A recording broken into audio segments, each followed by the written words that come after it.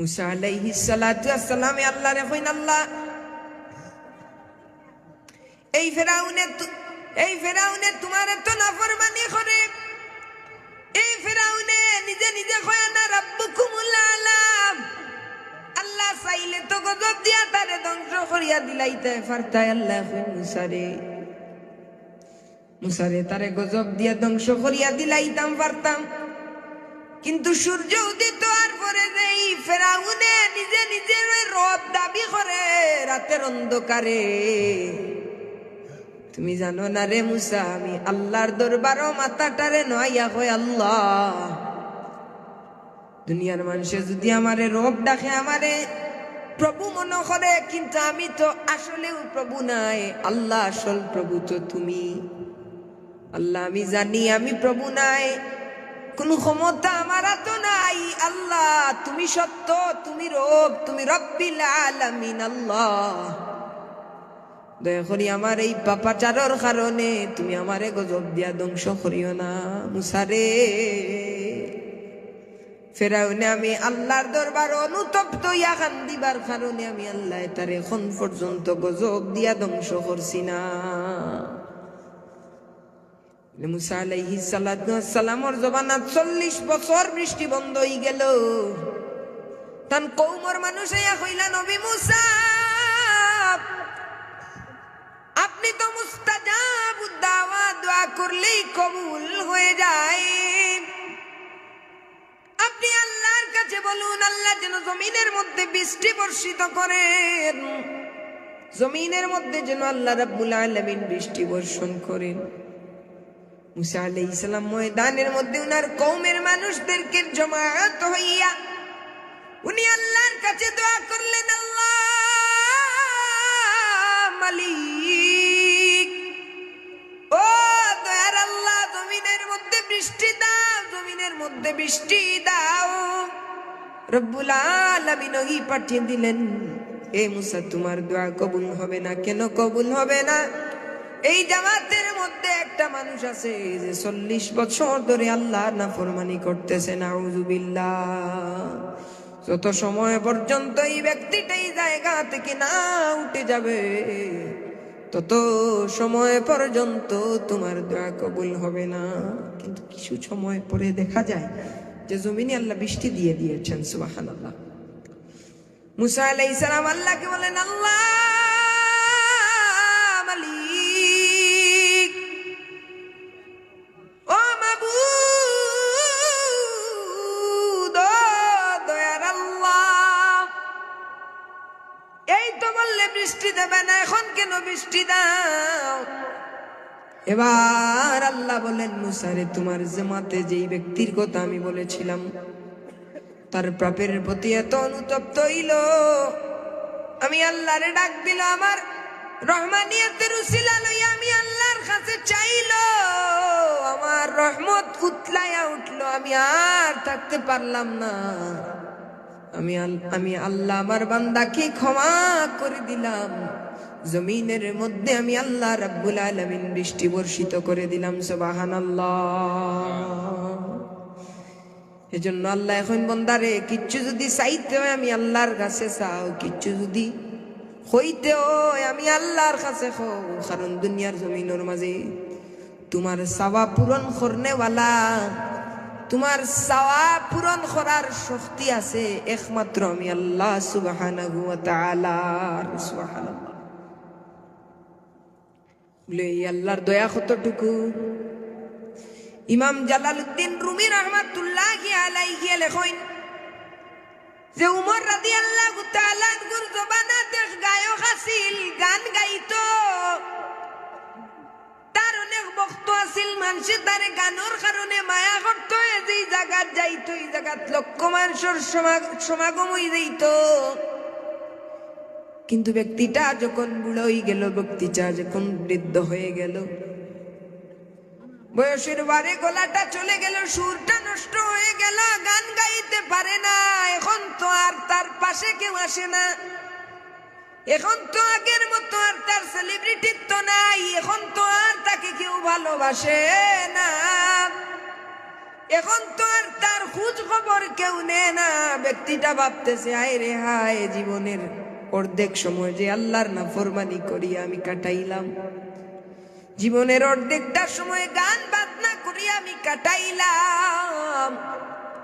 যদি আমার আল্লাহ চাইতেন, যদি আমার আল্লাহ চাইতেন, তাইলে তো আমারে গজব দিয়া ধ্বংস করে দিতে পারতেন।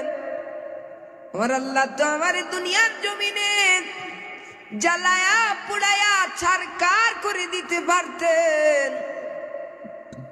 আমার গলা নষ্ট হওয়ার কারণে, আমার প্রতিভা চলে যাওয়ার কারণে আজকে দুনিয়ার মানুষ আমার থেকে চলে গেল, আমার থেকে ফিরে গেল। কিন্তু কারণে দুনিয়ার মানুষ আমার গেছটা কি হরিয়া গেল গিয়া,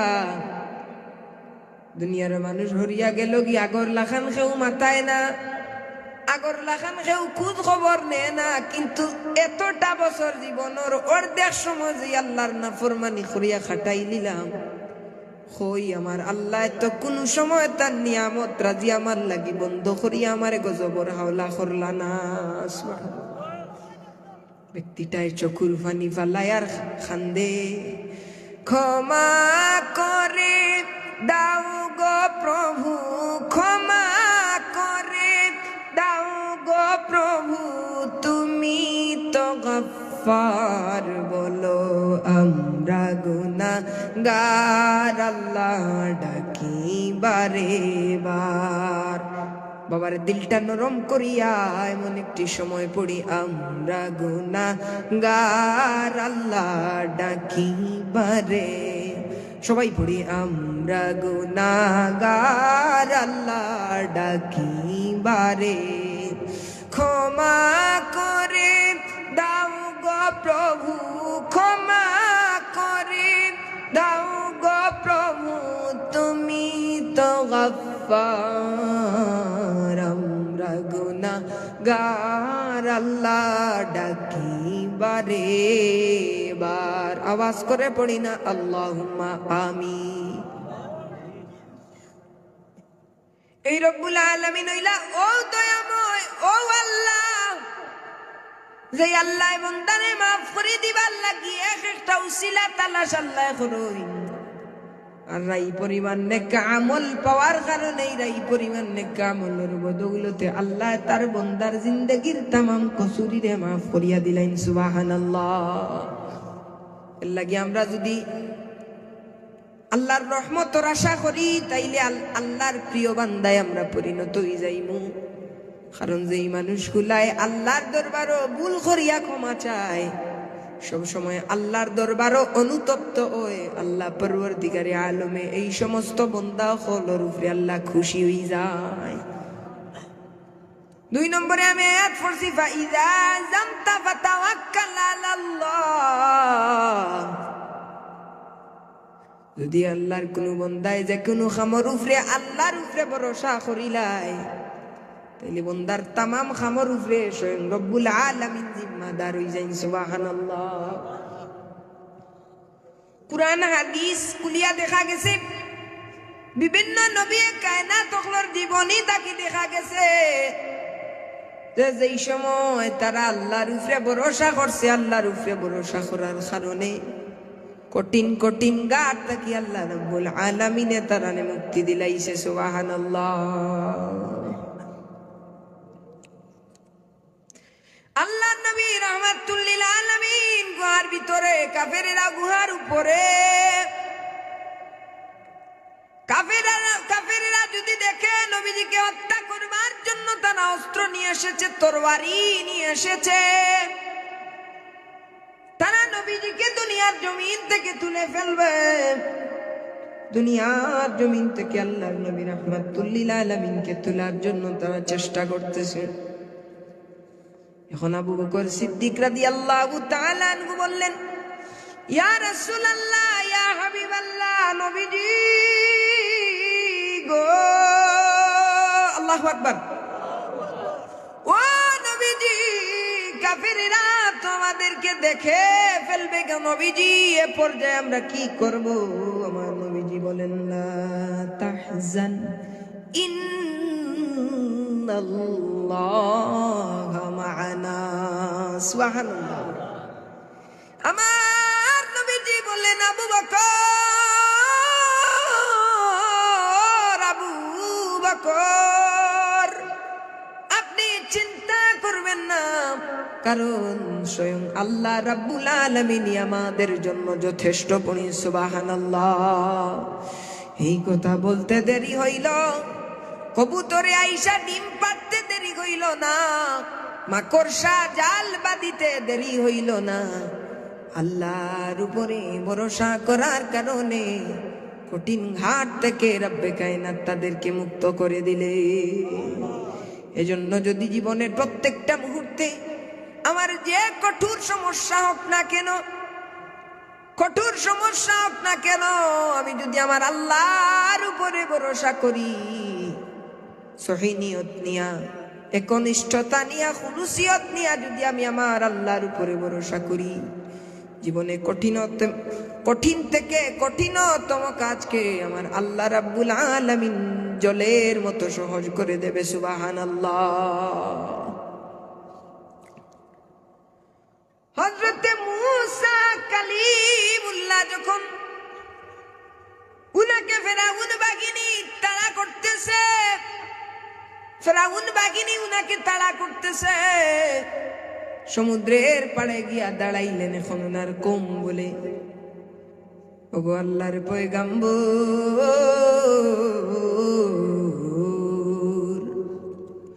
ও আল্লাহর পয়গাম্বর, এখন কি করব? তারা তোমাদেরকে দুনিয়ার জমিন থেকে তুলে ফেলবে, কঠিন মুসিবত পিছনের দিকে আসতেছে।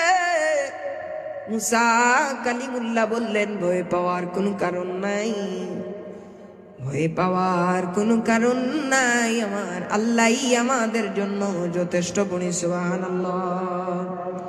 রব্বে কায়নাত সঙ্গে সঙ্গে বললেন, ফাওহাইনা ইলা মূসা, ফাওহাইনা ইলা মূসা আনিদ্রিব বিআসাকাল বাহরি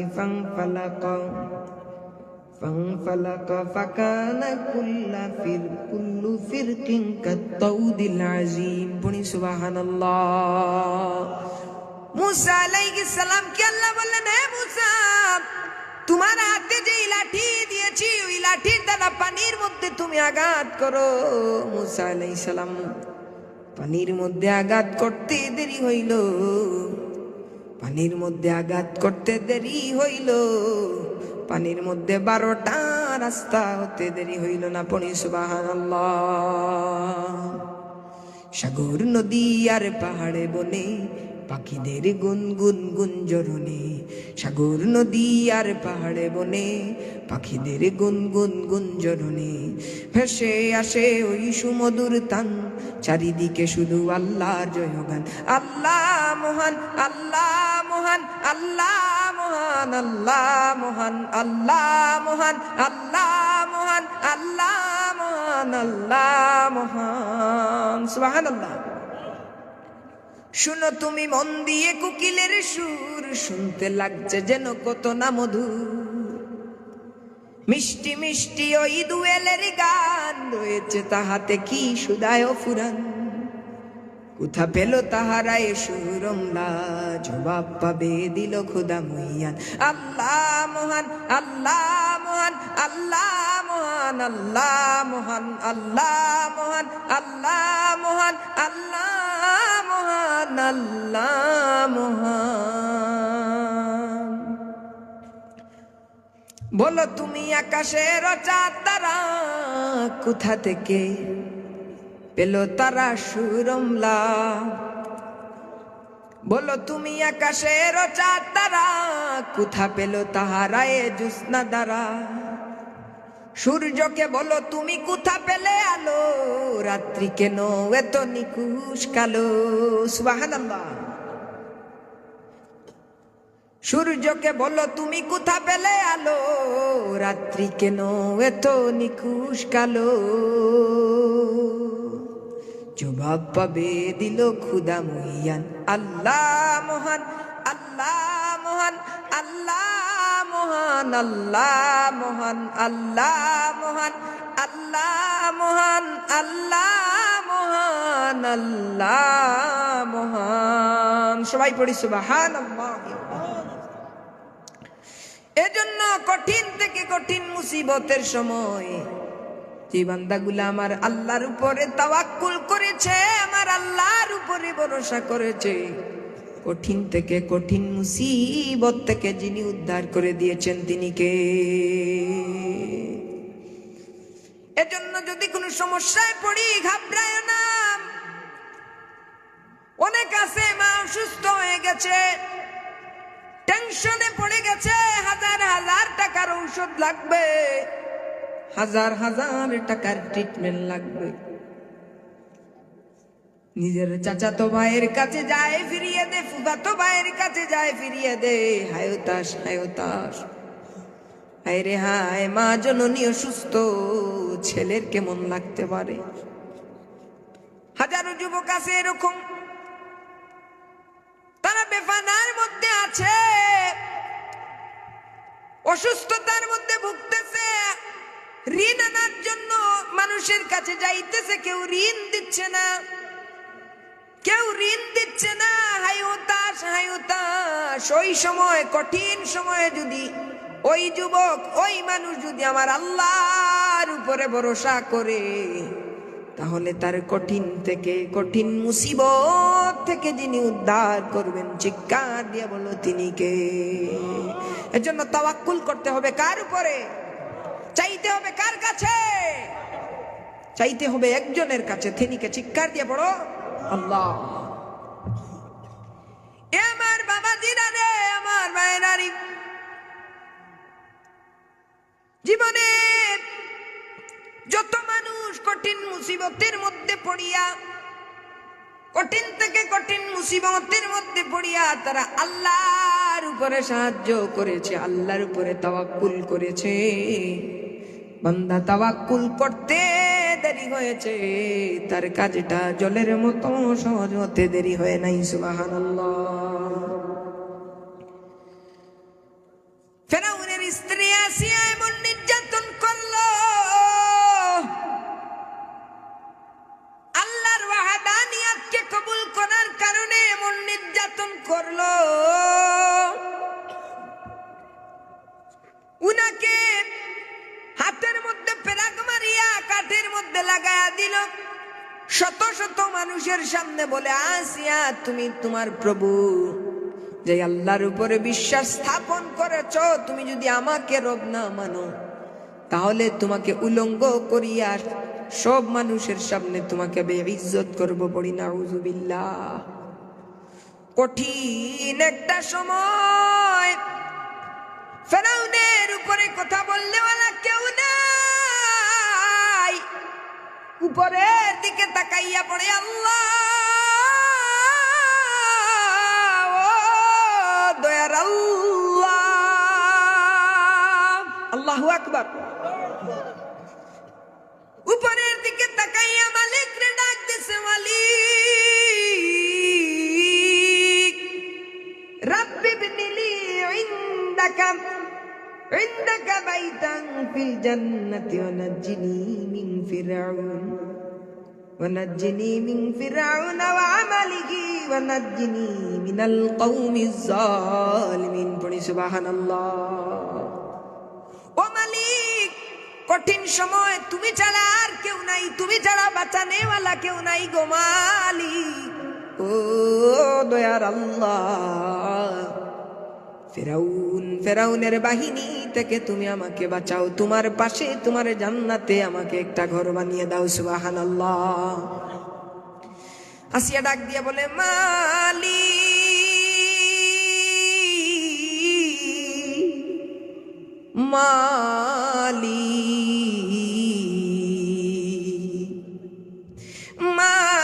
মালিক তুমি জান্নাতে তোমার পাশে আমায় একটি ঘর বানিয়ে দিও, একটা ঘর বানিয়ে দিও, সে বিভীষিকাময় মহাদিনে তোমার প্রতিবেশী করে নিও মালিক তুমি জান্নাতে তোমার পাশে আমায় একটা ঘর বানিয়ে দিও। সবাই পড়ি সুবহানাল্লাহ। বিবি আসিয়া আল্লাহর কাছে সাহায্য চাইতে দেরি হইল, আজ পর্যন্ত আসিয়াকে মহিলাদের আইডল করে আল্লাহ রাব্বুল আলামিন রেখে দিল। সুবহানাল্লাহ। ইজ্জত বাড়ছে না কমছে? বাড়ছে না কমছে? হযরত আবু হুরায়রা রাদিয়াল্লাহু তাআলা আনহু বলেন, নবীজি আমাদের কাছে বলেছেন, ইব্রাহিম খলিলুল্লাহ এক মহিলাকে নিয়ে একটা রাজ্যের দিকে রওনা হলেন। তিনি জানেন না ওই রাজ্যের বাদশাটা ছিল বড় জালিম। একাকিত্ব রুমের মধ্যে নিয়ে আসো, একা রুমের মধ্যে কেউ নাই, তার ও দয়ার আল্লাহ, আজকে আমার ইজ্জত রক্ষা করনে ওয়ালা তুমি আল্লাহ হয়ে যাও।